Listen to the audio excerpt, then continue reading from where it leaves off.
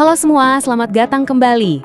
Pernah nggak sih kalian lihat peta dunia terus mikir, apa ya yang bikin sepetak tanah yang ada benderanya gitu bisa disebut negara? Cuma gara-gara itu aja? Nah, hari ini kita bakal bongkar bareng-bareng cetak birunya. Pertanyaannya kedengeran simpel ya, tapi jawabannya, wah ternyata jauh lebih kompleks daripada cuma tanah dan bendera. Ternyata nih, buat jadi negara itu ada semacam resep khususnya. Ada bahan-bahan yang wajib banget ada. Yuk kita intip resepnya. Oke, kita mulai dari yang paling dasar dulu ya, definisinya. Jadi apa sih sebenarnya negara itu? Nah, ini dia nih definisi textbooknya. Jadi negara itu bukan sekedar tanah ya. Coba dibayangin, negara itu kayak sebuah organisasi kekuasaan. Sebuah sistem gede banget yang punya aturan main sendiri, punya struktur, dan yang paling penting punya wewenang buat ngatur semua yang ada di dalamnya. Kalau mau disimpelin lagi, intinya tuh di sini. Organisasi kekuasaan yang berdaulat. Kata kuncinya itu berdaulat. Ini penting banget. Maksudnya apa sih berdaulat? Artinya dia punya kekuasaan paling tinggi buat ngatur dirinya sendiri.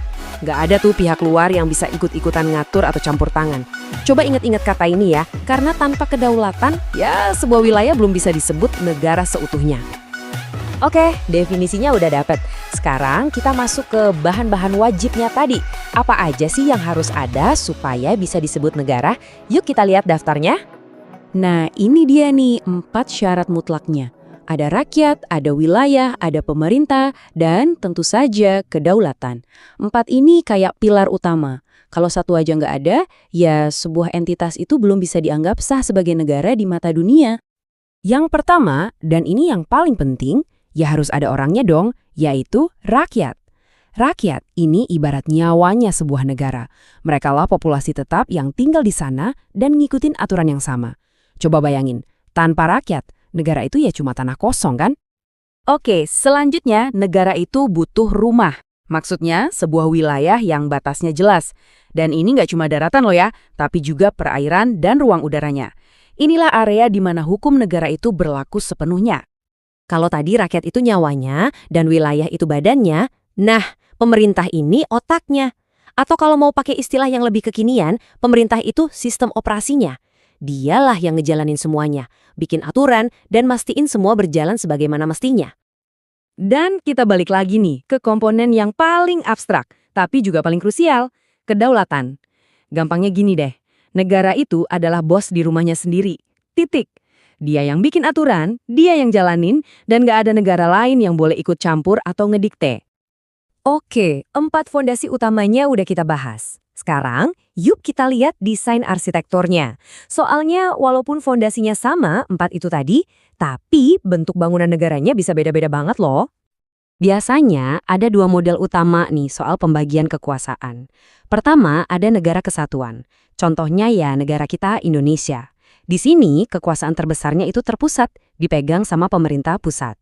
Nah, beda lagi sama negara serikat atau federal, kayak Amerika Serikat. Di sana, kekuasaan itu dibagi-bagi antara pemerintah pusat sama pemerintah negara bagian yang punya otonomi lebih besar.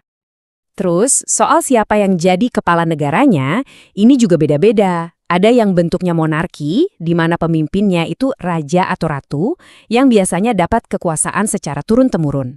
Terus ada juga republik, di mana kepala negaranya, biasanya presiden, itu dipilih langsung sama rakyat lewat pemilihan umum.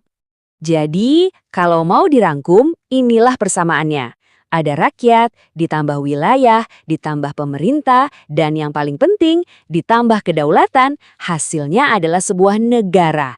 Simpel kan? Inilah cetak biru yang membentuk peta dunia yang kita lihat hari ini. Nah, sebagai penutup, coba deh kita mikir sedikit lebih jauh. Di zaman sekarang, zaman internet yang nggak ada batasnya, ada isu krisis iklim global, atau bahkan nanti mungkin ada kolonisasi planet lain, kira-kira 4 syarat tadi itu masih relevan nggak ya? Masih cukup nggak? Mungkin nggak sih di masa depan nanti ada syarat ke-5 atau ke-6 buat sebuah negara? Coba deh pikirin. Sampai ketemu lagi di pembahasan selanjutnya.